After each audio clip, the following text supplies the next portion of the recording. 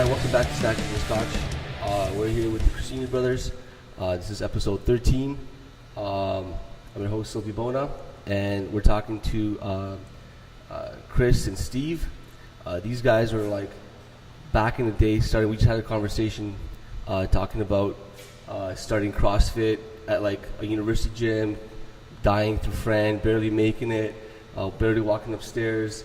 And then they said, screw this, we're going to start a garage gym. And they started a garage gym training people. They must have developed a pretty badass culture, because here you guys are now. You guys have two of these bad boys, and you guys are like working together as brothers and killing it. I'm a little jealous, to be honest, because I have a little brother who works out, and we don't get to work out as much together as I'd like to. He lives in Toronto, and I'm not that close. But you guys are so fortunate to be able to, work together. If if you guys think that's fortunate, but also like you guys get to like work out together all the time. You get to push each other, and that's always fun, right? I'm the oldest of six, so after we grew up, we were all like cool growing up. But you know how it is. It's like there's rivalries and it's tough. But as soon as we grew up and we're like of age, people started moving away, getting married, and so now we're not as as close as we were in terms of proximity. So you guys were very, very fortunate to be here. All right. So why don't you guys basically introduce yourselves real quick. Tell us a little bit how you started training people and how everything kind of started. Thanks for having us. I'm Chris Cristini. I started doing CrossFit in 2008 actually. I started like everybody else, dabbling in it. My first CrossFit experience was one of my buddies told me about this crazy new thing, and so we went down to Toronto. I went over there. I thought I was badass, because I was a Canadian Muay Thai champion at the time. I was younger, kind of thinking nobody trains harder than me. I run 5 days a week. I lift weights. I train Thai boxing 2 hours, 5-6 days a week. I'm like, who's gonna be better in shape than me, right? Because I push myself and blah blah blah. So I get there, and there's like some 40-year-old dudes. Shirts are off, they're wearing no shoes there, and they're ripped. I'm like, what the hell? What are these guys doing? I thought I was ripped, right? I'm looking at these guys, they're jacked. So look at the workout on the wall. Like everybody, look, that looks really simple. 3 movements, like L sit rope climbs, ball slams, and front squats with 25-pound dumbbells. I'm like, yeah, no problem. Easy. This is a freaking joke. I came all the way here for this, right? I was done in like 8 minutes. Blacked out, rolling on the ground, didn't know what the hell just happened to me. I couldn't move, and I look at my time. I'm like, oh my god, these old guys beat me. Yeah. I was like, what the hell is going on? I'm like, so clearly there's something wrong. And from in Thai boxing, you do like on average our warm up week consists of like 150 crunches, and then after another 150 crunches, leg raises, sit ups, blah blah blah. So you're around 300 every single day. And all I did was L-sits. I couldn't cough for a week. My abs were destroyed. Wow. So, getting my ass beat like that, I, had to respect what just happened to me and start thinking, okay, there's got to be something to this, because if I work out, hours a day and I'm getting crushed in 8 minutes, my time is everything. So I got to start looking into it. And, here we are today. I did the very first CrossFit seminar in Ontario. Yeah. Back then you didn't have to do any tests. I went there, learned a lot, super motivating, and I was a personal trainer at the time actually. But I was like a good life personal trainer. I did the weekend course. Well, actually I didn't even do the weekend course. I bought a book. Yeah. I did a test, passed it. I still knew nothing about personal training. So I had like 300-pound clients. Yeah. And I was making them do tricep extensions because, they could have nice looking arms because, They do it on Biggest Loser. Can't go wrong. I was like, I was like 19 or 20 at the time. I didn't know any better, right? And I was one of those bad weekend warrior trainers. So going to this, seeing that this is, there's something to this, it really inspired me to go, a step further and actually decide to go back to school and take kin at 25 because of... Because of how inspired I was to buy the level 1 trainers. So like, what, I want to be like them, and I want to know everything to do with everything when it comes to training, not just, training cycles and programs, but I want to know everything to the, physiological level of happening to the cells, cool, you know what I mean? So it definitely changed my life. I took originally construction engineering in school. Yeah. I was a plant manager for a concrete company making great money. Yeah. but I was like, man, I'd rather do CrossFit full time. And so I sacrificed everything. I quit my job. I still did personal training and made less money than I'd be essentially making now. But, I'm happier, and here we are. That's amazing, dude. Yeah. Holy shit, I had no clue that all that went down. That's cool. I'd actually just graduated. Oh, yeah? And I just finished school in May. In May, I took kin at York. At York, yeah. Yeah, so I finished my final class in May. So is Merv Mosier still there? He's still there. That guy's a good prof. He's still there. He's a fantastic lecturer. Mm-hmm. I really like Merv Mosier. Yeah. That was your favorite course in kin? I don't even know. You know what? Honestly, sports psychology I felt was one of the best ones, just because it gives you teaches you the mindset of not just it just takes athleticism to be amazing, but that whole psychological aspect. Actually, it's funny. 2 days ago I was in my office at home. Mm-hmm. I was doing some work for the business, and I like to read books. Just here and there, just a couple pages. Yeah. And I had this huge little bookshelf. I kept all my books, and I picked out the sports psych book, and I was reading that. About anxiety and athletes and stuff. Yeah. So it's funny you said that. That's hilarious. Yeah. Kin was awesome at York. I loved it. I was actually a history major to begin with. Yeah. And then second year I'm like, I work out. I went to physio before. I'll crush Kin. No. So in the meantime, it's like you hear people think gym. Oh, it's like gym class. Dude, yeah, no I wish. Way. No, it's science. It's science. In the meantime, I stopped science in grade 10 in high school. So I didn't take science. Yeah. I didn't do anything. Same. So my wife right now, my girlfriend at the time, she was a double.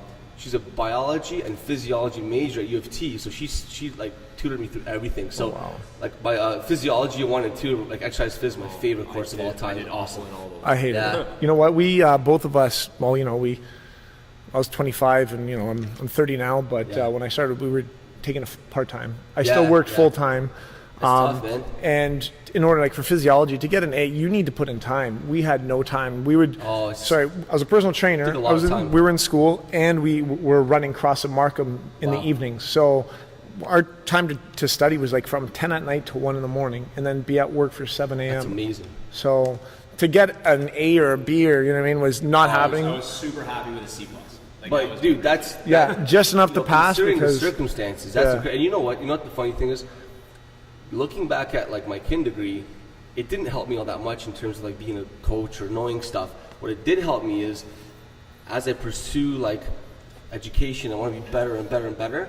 I can absorb that knowledge because I have that background, right? Mm-hmm. Thinking back, I took kin 12 years ago now, right? That's when I finished kin, and I can't tell you my anatomy class stuff or I can remember basic nutrition stuff, but it's as I continue to learn as a coach, that kin background really helps me digest everything really, really well. So the fact that you're getting C's or A's or B's doesn't mean shit at the end of the day in life, you know what I mean?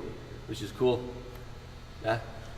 Start the whole thing? Well, you guess you took your kin degree as well? So I did. So when after Chris started, basically, he tried out that class, he was telling me when I was at Ryerson in my first year, he's like, try to do this workout. Try to do these squat press things 21 times and then 21 pull-ups and so on.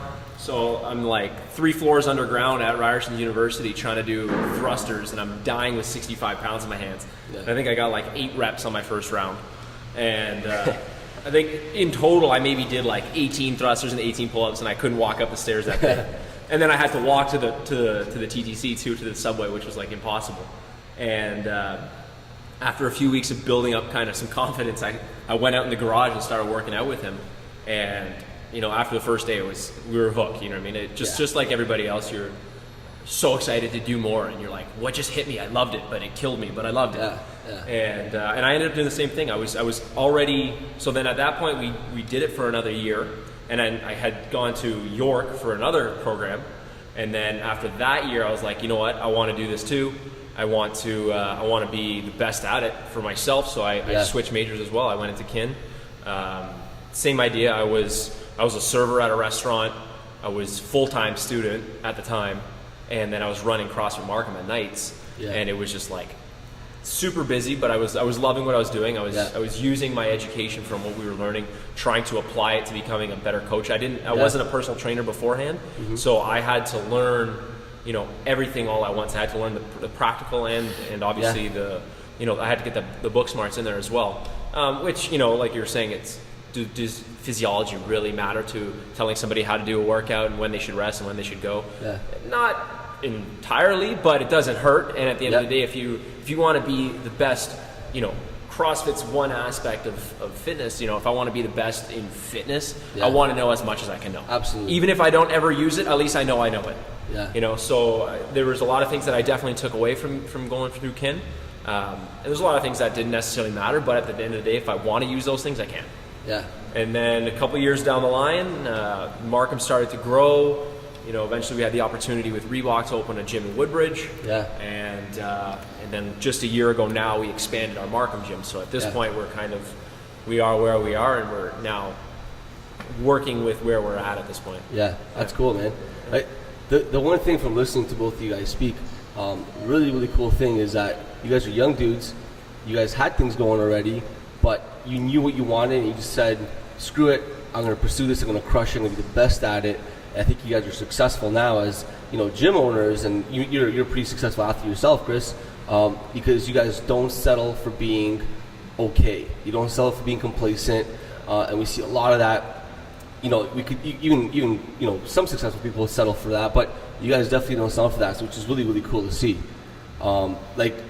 Like you said, you don't really need it. You don't need that kin degree, but like the fact that you want to pursue that because you just for yourself, you want to be the best at it.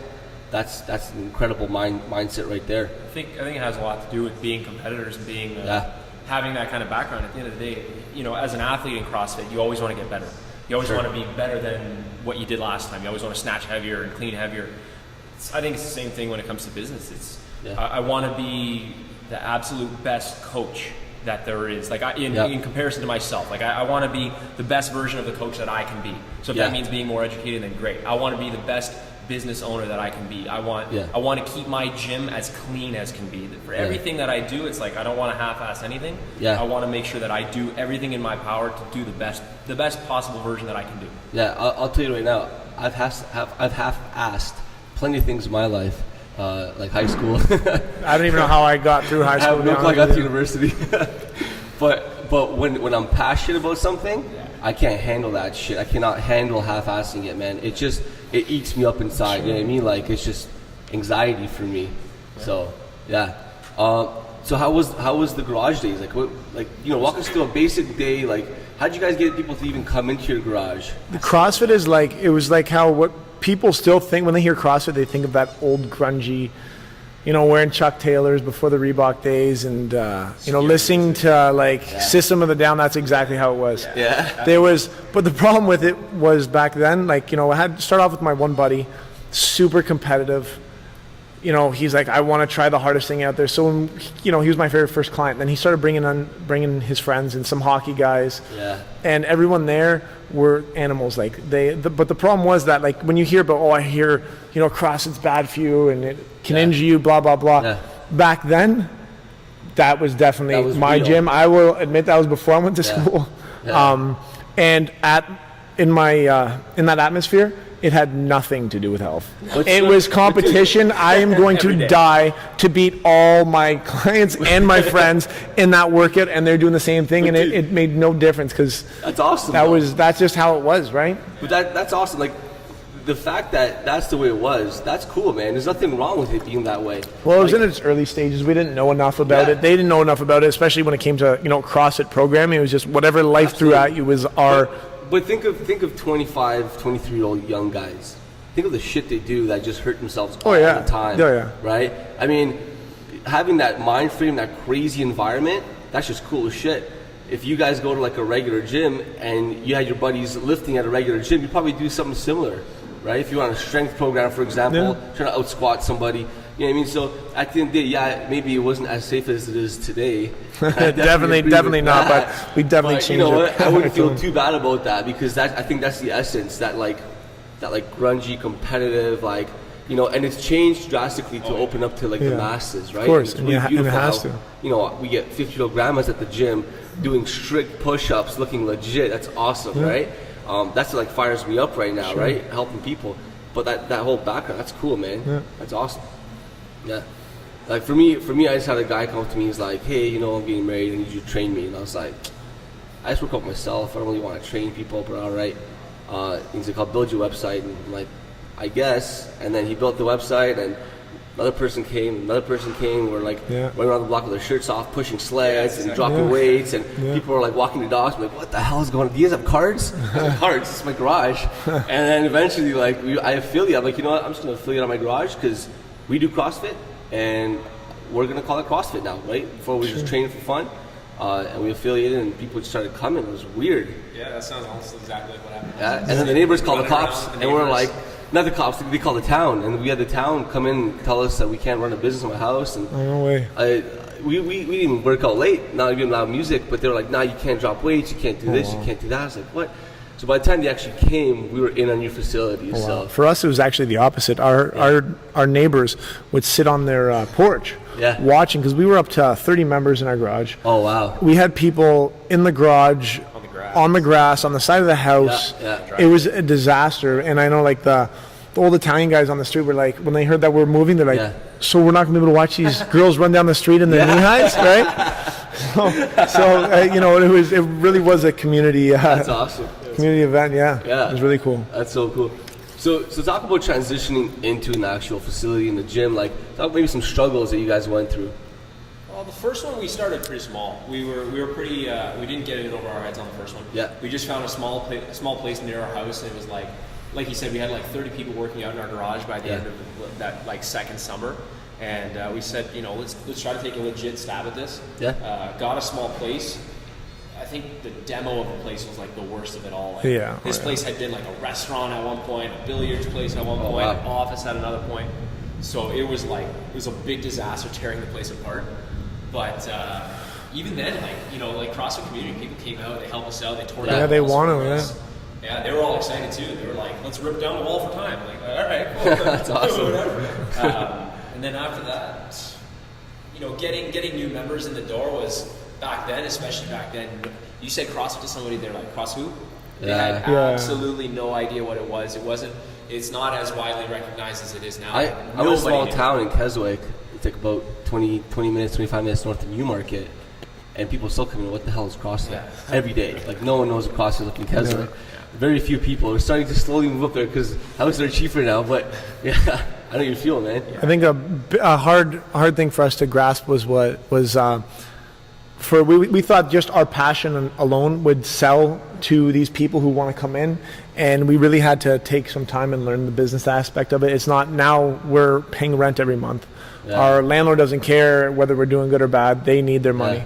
So we really had to kind of change our angle and be like, you know what, we need to balance out that our passion, just being passionate about something isn't good enough. You now have to play, you know, couple roles where now you're a business person. You got to think of the dollar amount and making people happy at the same time, right? That I went through that struggle for sure. I think every gym owner goes through that struggle. It's a big learning curve, dude. Totally. Like, you want to help people. You want to be passionate. You want to, you know, they ask you for discounts. You're like, you feel bad. You're like, I don't want you not to stop training because you can't afford CrossFit, stuff like that. But then everyone's just asking for discounts, and then it all goes to shit, and you know, bills are coming. You're like, oh my god, I need more money to bills, and you start thinking about the numbers. And I 100% agree. Like, I love my gym. I'm passionate about my gym. But at the end of the day, it's a business. And that's what it is. And if it's not a business, then all the people I care about are not gonna have a gym to work out in anyway. So that's a fantastic point. So people who want to start a gym, definitely don't just focus on your passion. Get your education on, especially the business side, because a lot of people, like, you probably didn't read business books before you opened up. You probably learned, like, oh shit, things going down. I need to learn business now. That's what happened to me. Fortunately for me, because I was in the fitness industry for a while, I got to learn, you know, because I was a fitness manager also at one point, and I got to learn a lot from that. I learned from the other gym that I was at. I learned a lot from their mistakes. And, you know, I tried to, you know, translate that into doing more positive things at my place. But, you know, like you said, a lot of the time, and you had the same problem, is affiliate owners are super passionate about CrossFit. Some might not have gone to school for it, or gone to school for, I don't know, say philosophy. And I'm going to open up a box. And you don't know one thing about, you know, really the whole aspect of fitness. You might know, you know, the CrossFit system, and you don't know anything about the business side. And it's like, people are starting to realize, and the more people you talk to, you realize that a lot of people own gyms, but they have their real job. because they're not making money, and we're getting to especially back then. But the harder thing one thing we're finding different now, because people, we've been around for about 5 years now. We went from our garage, upgraded, and then we upgraded again for the third time for CrossFit Markham, and that's where it is now. Like we find that if people in the city now want to open up a new affiliate, if you're opening up a box that's 2,000 square feet, that was a couple of years ago. You know what I mean? Now you need to outfit a large box, and it can't have just one rower. You know what I mean, or one GHD. It has to be a legitimate box now, because everyone's grown with it, and if you're trying to open one, you really need to invest a lot more. So hopefully the people that will invest that want to invest in opening an affiliate understand that they now need to have that business aspect and that financial backing, because it's a different game now than it was before. If we tried to open up today, like how we did back then in here in this market, we'd probably fail. You can't make it. It's really different. Absolutely. I think I'm very fortunate. I'm the only gym in my town. Yeah, absolutely. Well, that's how we were when we started. Murder right now. But I mean, we have a fantastic gym. We have good programming. But like you said, the facility, it's small. I don't know if you guys ever heard of Zach Avanesh. No. Check out Zach Avanesh, underground strength coach. Okay. That guy's legit. He's been around for a long time. He's out of Jersey. I feel like I'm like Zach Avanesh, but training adults. He started in a 1,000 square foot gym. He still has a 1,000 square foot gym. He's one of the most successful coaches in the States right now, and he's doing good things. But you're right. I went to Montreal to podcast with a couple of guys, Mike, Rock, and Krim. Montreal? And Montreal Yule, and also Pro One. Okay. And Pro One is a fairly big gym. It's like probably 3,000 square feet, and Yule is just ginormous. Yeah, right? that's huge. Yeah, that's on a different level. But the thing is, their market is so damn saturated, dude. Oh yeah, like unreal. Yeah, it's crazy. It's crazy. Like Mike was telling me from Yule that when they warm up, they see the next guys in the next gym running down the street, warming up at the same time. No way. Like that's not cool, man. Yeah, that's crazy. We just found out a month ago. There's a 24-hour kind of fitness gym opening in our building. Our same plaza. In the same Here? plaza. No, in Markham. Yeah, so there's another gym opening in our building. Yeah. It's like competition is bound to happen, and absolutely. You just gotta know. Well, you gotta hopefully have that great programming that's gonna set you apart, and again that facility too. It's like if you got no showers or something, or a dirty bathroom, they're gonna come in and say, you want me to pay how much to go where? Yeah, these just have showers. It's like the guy down the street's got a great looking facility. Yeah. The people who don't necessarily know what CrossFit is either at this point, they're not gonna be like, I'm gonna go to this guy because his workout looks better. They don't know the difference. They're gonna say, I'm gonna try here because it looks better.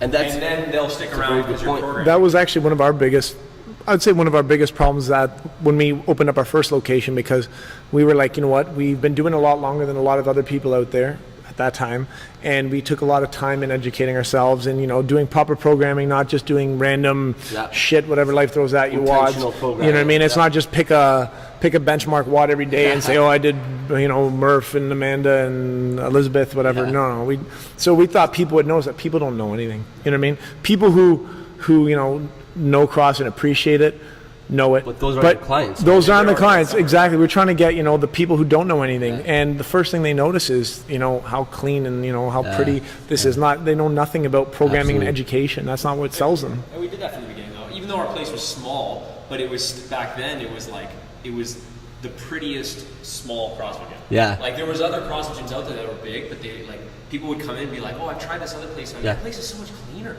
The floor is actually clean. It's these are a pain in the butt to keep clean all the time. I steam clean mine all the time. It's still not perfect. But no, I agree, man. Like, I think you hit the nail on the spot. When we think of our gyms, and like if someone comes into my gym and does a workout on my gym and leaves and doesn't come back, I think that as an insult. Yeah, I'm like, what the hell's wrong with you? My gym's fucking awesome, dude. Yeah. But what I think is that people like you to care about them. They that's why the whole community aspect comes into it, right? If you're a caring and you're likable and you're a sociable coach and you just generally care about people, they actually cling to that way more than your workout, your program. Oh yeah. Because you try to explain people why we do what we do, they can care less. At the end of the day, like eventually they will, but when they first started CrossFit, they just wanted do the workout. They don't care if the workout is going to flow to tomorrow's workout. They don't care how you program. They don't care what you follow. They just want to get a good workout, and they want to feel like they belong and they're cared for. Absolutely. Right? So that's a really good point. You could be the best coach in the world and still not have clients. Yeah. Right? Because you guys make a really good point. It's not even about coaching. Mike from Yule was saying, like, coaching is like 20-30%. Personality, cleanliness, all that other stuff is a big part of running a gym. So that's a very, very good point. That's true. And the first thing when I think of Mike, I don't think of his programming or his athleticism. I think about how positive and happy that guy is all the time. I know. Pro CrossFit, he's cool. He's just so happy. I think he pays like every 2 weeks to get his teeth whitened because he's got a honestly. perfect white smile all the time. And he drinks coffee all the time, so for sure the guy gets his teeth whitened all the time. I love Mike. All right, so growing the gym, when looking at you guys compared to other people, you guys started off with some people who were actually fit. I started with people who couldn't do push-ups, right? And a lot of gyms start off, either way, either with athletes or with, the average population. Talk about how you guys surrounded yourself with people that helped you succeed. Because I know by myself, it's hard as hell to work so hard by myself. I need to have people around me that are going to either keep me motivated and help me succeed.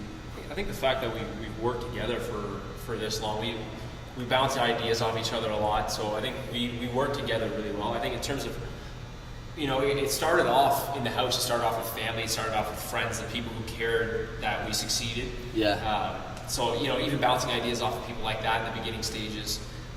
And then, good community brings in more good people. Yeah. Right? If you run the community in a great way, then, people who kind of would typically already get right into that community will end up sticking around. They'll try it out one time and all of a sudden, like even in Woodbridge, we've only been here for 2 years, but we've created a community of like people who are like now our best friends. We go out with these people on the weekends and I think as a coach it has to do with the way you kind of put out the vibes and the kind of community that you want to create. Because it's like some of these people are like now my best friends. We've gone to their weddings. We've been to their weddings. And they put CrossFit in their wedding speeches and everything. So we definitely impacted some lives. When I go to their weddings, they're like everyone at the wedding knows me. I don't know anybody. Yeah, that's like, exactly. You're the CrossFit guy. That's the CrossFit guy. Yeah. That's awesome. Yeah. So talk about what set you guys apart a little bit. Like we talked about your mindset. How you're not complacent. I think that your mindset is the biggest thing that's going to help you guys succeed.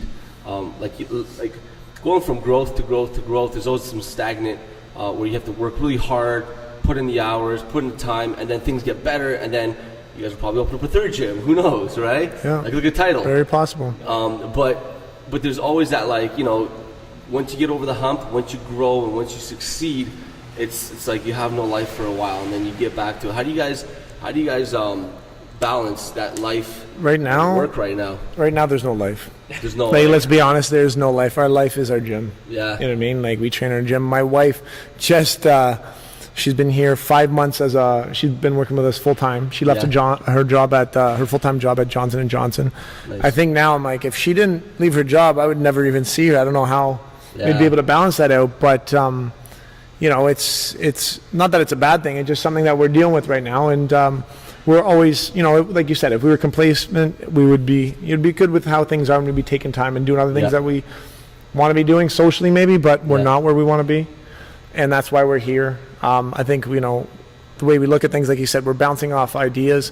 We look at other positive gyms in the community that that we might look up to or see that things that they're doing, and it's like, we're not trying to reinvent the wheel. Let's do what they're doing. That's working for them. Maybe we should do that, and then maybe we could put our own twist on our own experiences into other things to try to not be better than anyone, but like Steve's saying, we're just trying to better ourselves and better our boxes. Absolutely. Like I'm a full-time teacher. Yeah. And if you want to be a good teacher, you got to be passionate, but you're not teaching anything that's new. You're just copying what other teachers have done in the past, and you're putting your own personality, your own passion, your own spin on it, right?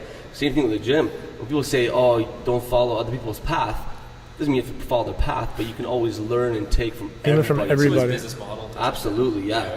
There's always been great gyms out there, and if you use their ideas and their business model, try, mimic that, and again, obviously put your own spin on things. Yeah. But there's absolutely nothing wrong. Well, here's an example. Mike was talking about how he started Yule and how he raised some money with the original members and sold some lifetime memberships, right? And I was like, I'm a small gym. I could probably afford 5 members lifetime, right? That wouldn't be bad for me. That wouldn't hurt me. It would be perfect.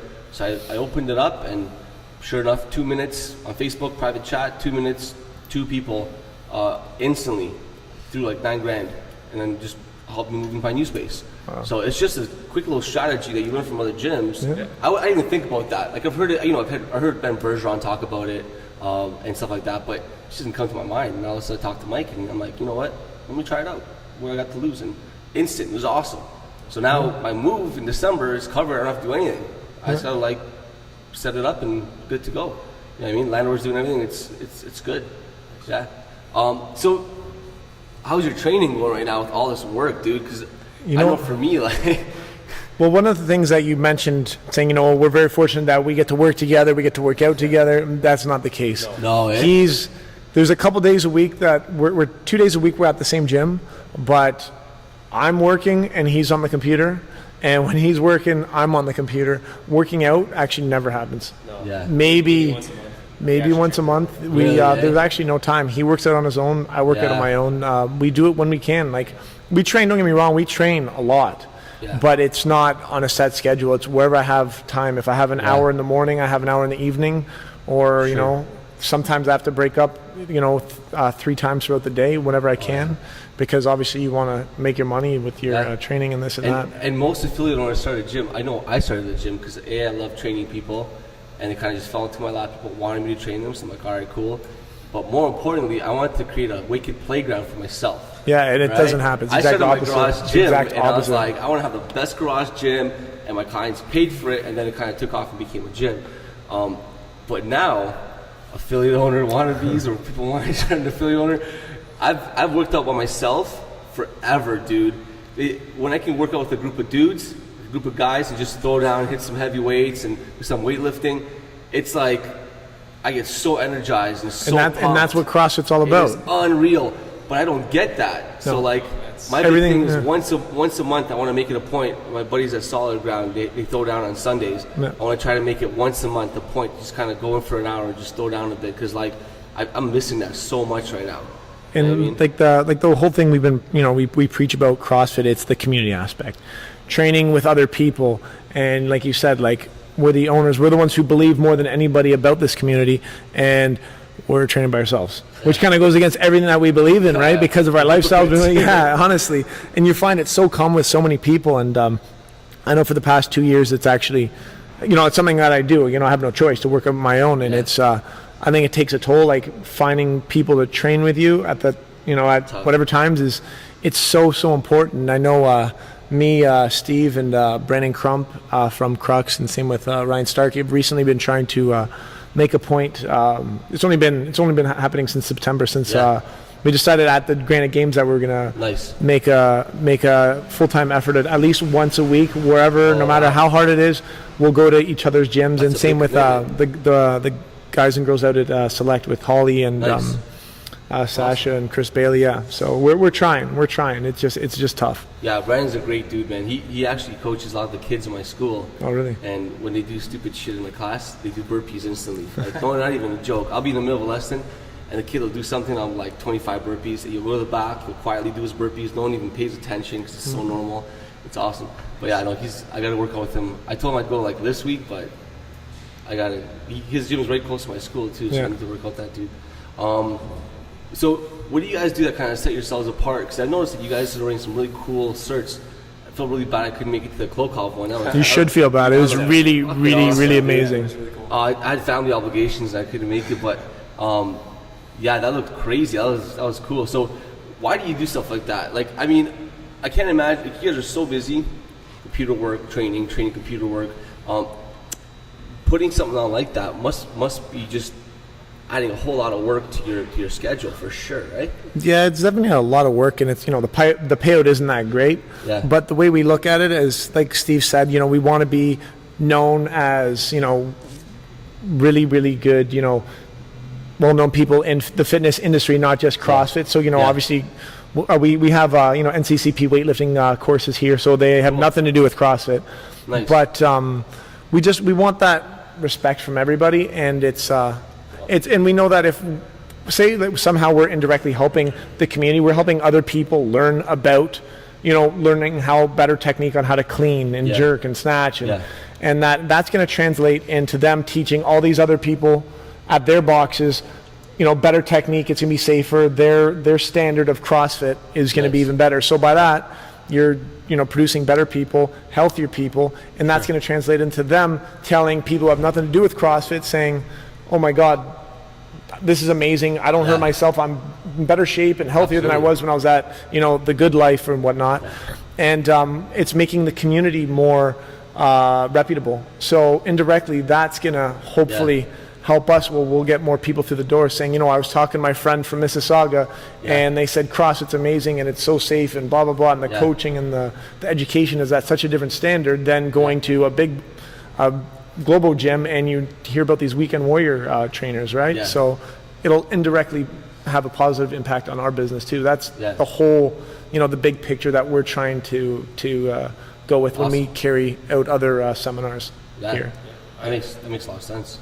Yeah, I agree. That's exactly what we've said, in the past, where it's like, you hear one bad CrossFit gym, what does that do? It gives all of CrossFit a bad Absolutely. rap. If you can bring up the quality of all of CrossFit gyms, is only going to create a better name for all of CrossFit, and again, indirectly, is going to benefit us. It's going to benefit them. It's going to benefit everybody, because it's creating a better name for what CrossFit is at its best version. Yeah, absolutely. Like the worst part is seeing someone who says, "I've been CrossFit for 3 years," and you see them clean, and you're like, "What is that?" Yeah. Yeah, you feel bad for those people. You're like, how much money did you pay to who that taught you what? Absolutely. There's, I mean, I don't want to badmouth any gyms, but I know there definitely is gyms out there. I don't know who they are, but I've met people who have been CrossFitting for that amount of time and can't lift. They just metcon the shit out of their members, and they just can't lift. Yeah. That kind of sucks. Because it's not, the reason I got into CrossFit is because of weightlifting. I found weightlifting at Kin. The weightlifting course was kind of crappy, to be honest. The Pekin sucked. I never took it. It was awful. But it was awful. But the guy, I was away from the Pekin, and I went to the back, that dirty little area at the back of the track. They had bumper plates, and I was watching these track guys clean. Like Ben Johnson was running at the time, like in the track. So I was like, all right, I'm going to try to clean this thing. So I was trying to practice my clean, just kind of looking at people and trying to do the same thing. And it was like 95 pounds. I was like, this shit's heavy. And then the actual track coach came in, and he was like, hey, let me teach you how to clean. Taught me how to clean, taught me how to jerk. Didn't bother teaching me to snatch.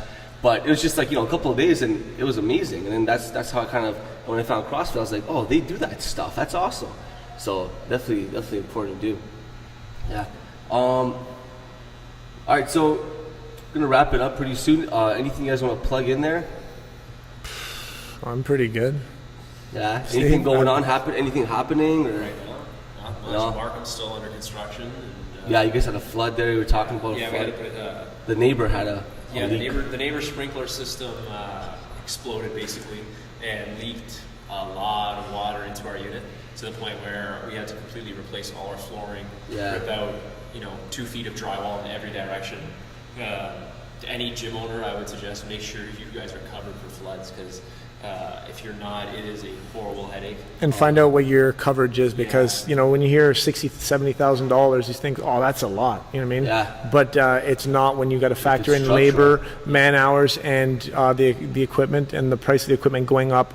Only a year later, the prices go up. So you really got to take that into account. You know what I mean? Just to save a couple bucks on your insurance money, just pay whatever it is, but make sure you're covered or over covered, because the money goes pretty fast. Yeah. And Joanne, I think we have the same insurance person, Joanne, right? Yeah. She's fantastic. She came from Kitchener just to say hi to me in Keswick. Nice. I think she's a good sister, someone up there, but it was cool. Yeah, good to meet her. Yeah, she's been helping us out a lot, and she's been making sure everything's done properly. But I mean, in no situation is it ever really going to be great. At the end of the day, you're out of business for a little bit. You have to deal with this stuff, and it just sucks. It puts like a roadblock in the way. Absolutely. And September, it happened to us in September. Typically, September's a really busy month. Yeah. New members, things like that. It ruined our month. Yeah, after the long summer, that usually gets busy. Yeah, So that sucks, man. Yeah, so we just it happened first week of September, second week of September. Yeah. We just got our flooring in yesterday to replace the floor, so we've been running classes for the last 3 weeks. And it's October 15th or October 16th today, so it's been Why did it take so long to get the floor? because insurance companies. Insurance has to approve it, Yeah. and then it has to be delivered, and then it has to be put in. They came in yesterday at 10 in the morning. We probably put in half of it from the span of 8 o'clock at night till 10 at night. Yeah, I got there at 10. I started work at 6 a.m. in Woodbridge, got there at 10 at night, and we're there till about 12 putting it in. But Did you have to work out that day? I worked out 3 times. Holy I shit! worked out for about 3 hours yesterday. Wow. So that's the point. Labor of love. That's the point I wanted to make. We work really hard for a really long time and love what we do. I can be as tired and as beat up as possible. I feel so fired up after teaching a sick class with a great vibe. You know what I mean? People crushing it. But we still train. Yeah. So people who come into my gym and say, I don't have time, I got kids in hockey, I got this, I got that. Gotta stop those stupid excuses because everyone's got kids. Everyone's got babies. I got 2 kids. You guys work mad hours. Yesterday I worked, I left my house at 7. I got home at 9:45, right? That was my day. It was full day at the gym, full day at my regular job. And before I left, I smashed some heavy benches, some glue ham raises, some strict pull-ups, weighted pull-ups in between the heavy benches, and I cleaned it up. I finished it off with a max effort back squat at 225. I almost felt throwing up. but you know what? That took me 10 minutes. 10 minutes, I crushed it, and I was wired, ready to go. So no excuses. Just because you own a gym or you work hard or you go through a freaking flood and you're working 15-hour days or whatever, these guys still worked out 3 hours a day. Should be motivational for you guys. So, keep it up. Keep up the good work. If you like the episode, check it out at iTunes. Give us a 5-star review. Go to snatchesandscotch.com and check out other episodes if you like. Also sign up for the newsletter. We're coming up with a pretty cool newsletter. All right, so thanks, Chris. Thanks a lot for having us. Being on. You guys are awesome. All right, peace out.